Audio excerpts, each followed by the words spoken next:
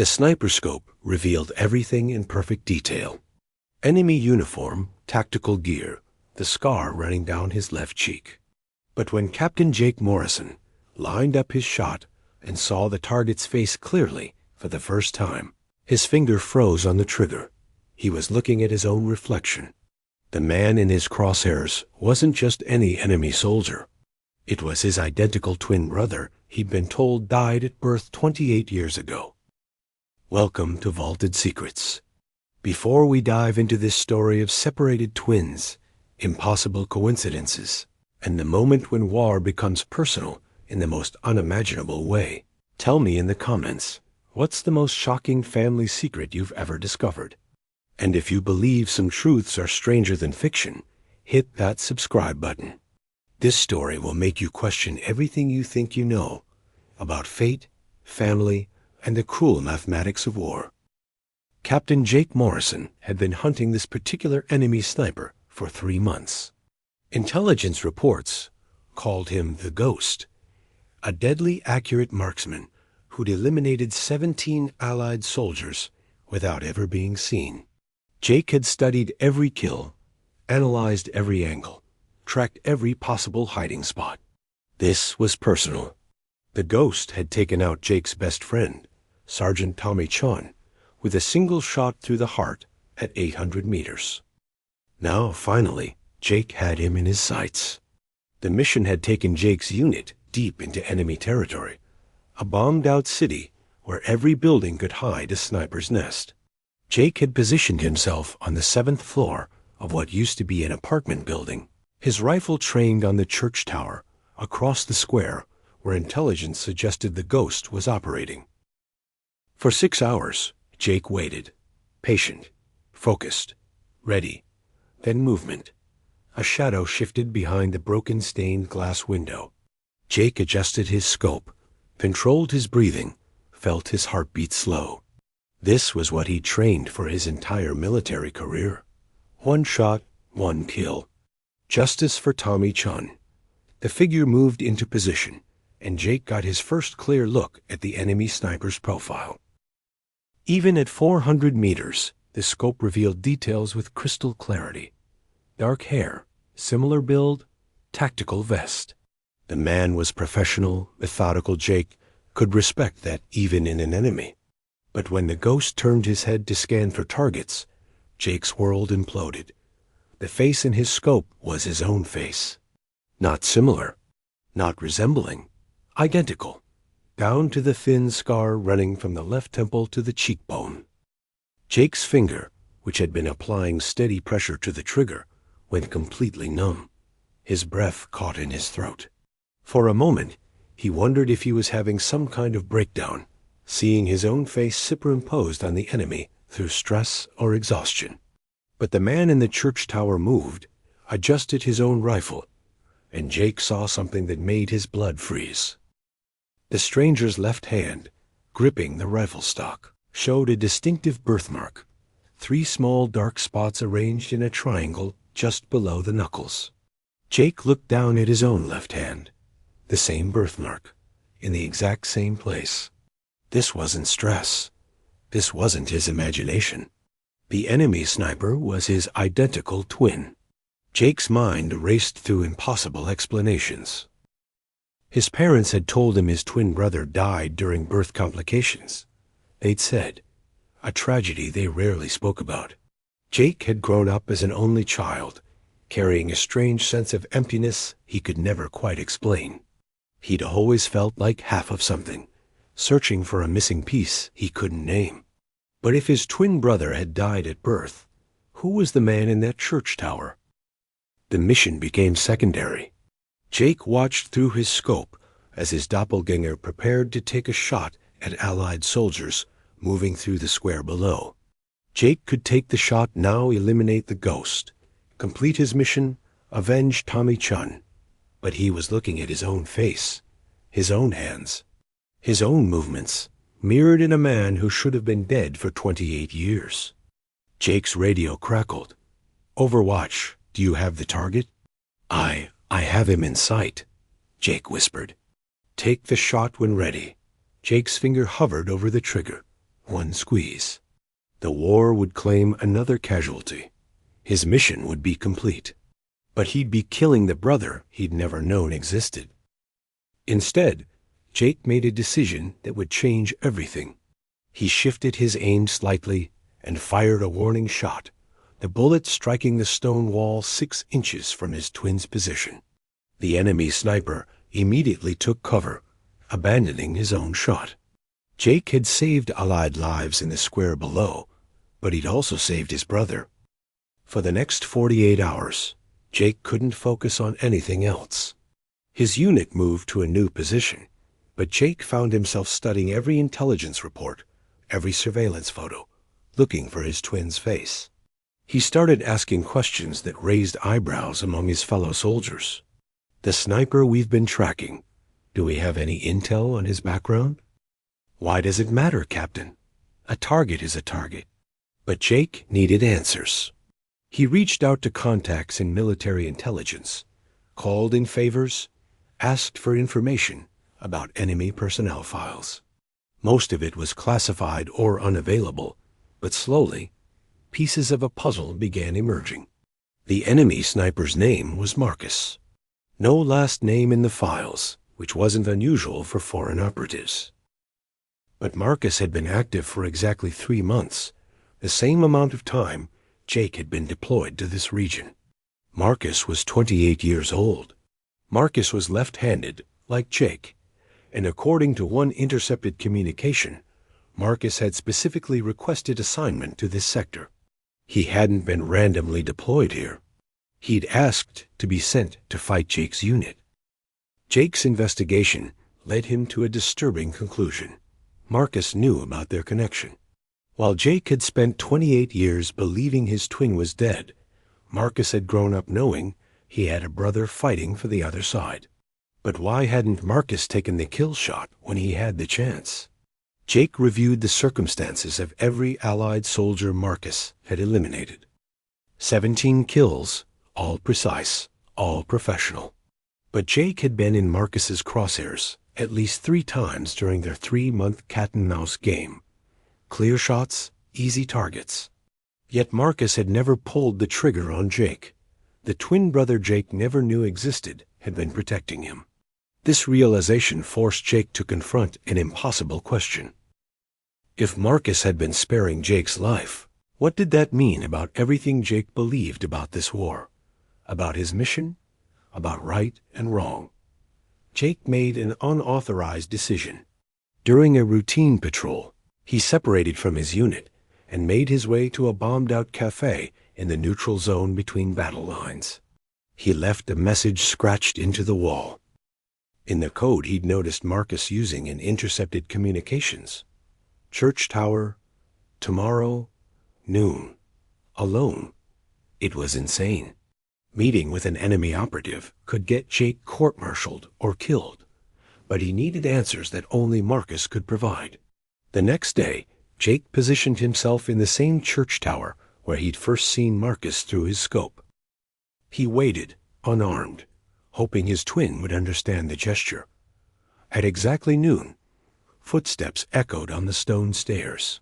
Jake's heart hammered as a figure appeared in the doorway himself, but wearing an enemy uniform. For 30 seconds, the 2 men stared at each other in silence. It was like looking into a mirror, except the reflection was armed and technically capable of killing him. "Hello, brother," Marcus said in accented English. "You knew," Jake replied. "You've known all along." Marcus nodded. "Our parents your parents. They didn't know I survived. The doctors thought I died, but a nurse smuggled me out. Sold me to people who raised me in another country. I grew up knowing I had a twin brother in America. I saw your military service records when I requested this assignment. You requested to fight against me? I requested the chance to meet you, or was the only way our paths would cross." Jake struggled to process this. "You've been killing my friends, and you've been killing mine." Marcus's expression hardened. "War makes enemies of everyone, even brothers. But I never killed you, even when I had clear shots. Can you say the same?" The question hit Jake like a physical blow. He thought about the warning shot he'd fired, the moment when he'd chosen not to kill Marcus. But he'd been trying to kill Marcus for 3 months before he knew the truth. "I don't understand any of this," Jake said. "Why now? Why tell me?" Marcus pulled out a folded paper from his jacket. "Because the war is escalating. Both sides are planning a major offensive. In 72 hours, your unit and mine will be in direct combat. Hundreds of soldiers. No snipers picking off individual targets, just chaos and death." Jake looked at the paper. It was a detailed battle plan, showing troop movements as strategic positions. "I'm giving you intelligence that could save your soldiers' lives," Marcus continued. "But I'm also asking you to do the same for mine. We can't stop this war, but maybe we can stop some of the killing. You're asking me to commit treason. I'm asking you to choose your brother over your flag." The moral complexity of the situation overwhelmed Jake. Everything he'd been trained to believe: loyalty to country, duty to fellow soldiers, the clear distinction between friend and enemy, collapsed into gray areas he'd never had to navigate. But looking at Marcus, Jake saw something that transcended military uniforms and national boundaries. He saw the missing piece of himself he'd been searching for his entire life. "If we do this," Jake said slowly, "we both become traitors to our own sides. Yes, we'll be hunted by our own people. Yes, we might not survive." Marcus smiled the same smile Jake saw in mirrors. "Then we'll die as brothers instead of enemies." Jake made his choice. Over the next 3 days, the twin brothers worked together to minimize casualties on both sides. Jake provided Marcus with information about Allied troop movements, while Marcus shared enemy strategic plans. They couldn't prevent the battle, but they could ensure that the worst ambushes and surprise attacks failed due to intelligence failures and communication breakdowns. The battle lasted 18 hours. Casualties were heavy, but nowhere near what either side had projected. Key strategic positions changed hands multiple times, but the complete devastation both armies had planned never materialized. Jake and Marcus met one final time in the ruins of the church where they'd first spoken as brothers. "What happens now?" Jake asked. "Now we disappear," Marcus replied. "Both our armies will investigate the intelligence leaks. They'll eventually figure out we were involved. We have maybe 48 hours before they start hunting us. Where will you go?" Marcus handed Jake a small piece of paper with an address.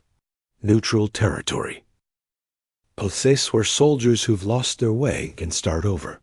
Come with me." Jake looked at the address, then at his brother. Walking away would mean abandoning everything: his military career, his country, his identity as Captain Jake Morrison.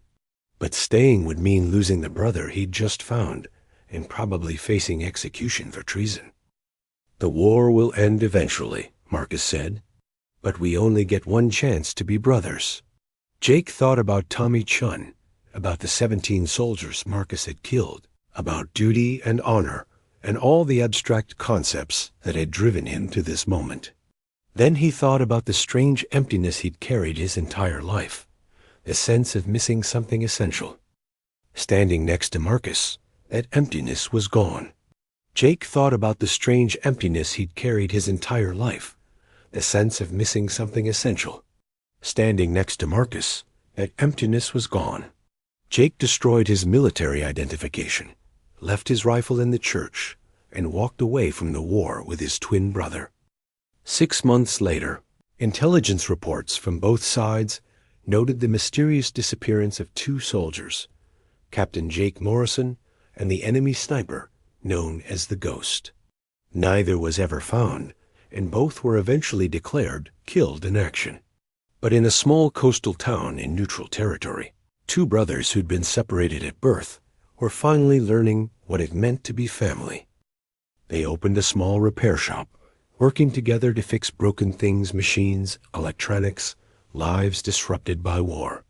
Jake, who now went by James, discovered that Marcus spoke 4 languages, had trained as an engineer before the war, and shared Jake's love of old movies and terrible jokes. Marcus learned that Jake had always felt incomplete, collected old coins like Marcus did, and hummed the same unconscious melody when he worked. They were identical in ways that went far beyond physical appearance. The brothers never spoke about the war, about the friends they'd lost, or about the lives they'd left behind. But sometimes, late at night, one would wake from nightmares and find the other sitting at the kitchen table, unable to sleep. In those moments, they'd sit together in silence, 2 halves of the same whole finally reunited, carrying the weight of impossible choices and the knowledge that some bonds transcend everything, even war. 3 years after the war ended, a letter arrived addressed to the Morrison brothers. Inside was a photograph of a military cemetery and a note. Tommy Chun's grave, in case you want to pay your respects. A friend who understands. Jake and Marcus traveled to the cemetery together. They stood at Tommy's grave for an hour, not speaking. Jake had killed to avenge Tommy. Marcus had killed Tommy's friends, but both had ultimately chosen family over revenge. As they walked away from the cemetery, Marcus asked a question. "Do you regret it? Leaving the war?" Jake considered the question. He thought about the life he'd given up, the soldiers he'd abandoned, the country he'd betrayed. But he also thought about the brother walking beside him, the family he'd found, the peace he'd discovered in choosing love or loyalty to abstract ideals. "No," Jake said finally. "For 28 years, I was half a person. Now I'm whole." Marcus nodded. "The war taught us to kill. Peace taught us to live." They returned to their quiet coastal town, to their repair shop, to their simple life as brothers who'd found each other across the most impossible circumstances. In a world that had tried to make them enemies, they'd chosen to be family. Sometimes the most important battles aren't fought with weapons. Sometimes victory means putting down your rifle and walking away with the person who matters most. War divides, family unites. And sometimes, if you're incredibly lucky, you discover that the two don't have to be mutually exclusive. You just have to be brave enough to choose love over everything else. So I ask you, if you discovered your greatest enemy was actually your family, what would you choose? Duty or blood? Country or brother? The mission or the person? Share your thoughts in the comments below. Tell us about the impossible choices you've faced, the family connections that surprised you, or the moments when you had to choose between loyalty and love. And if this story moved you, subscribe to Vaulted Secrets. We're here to explore the human connections that transcend conflict, the bonds that survive impossible circumstances, and the choices that define who we really are when everything else is stripped away. Because sometimes the most important thing you can do is recognize yourself in your enemy's face and choose to see a brother instead of a target. Thanks for watching, and remember, family isn't always about the people who raised you. Sometimes it's about the people you choose to save.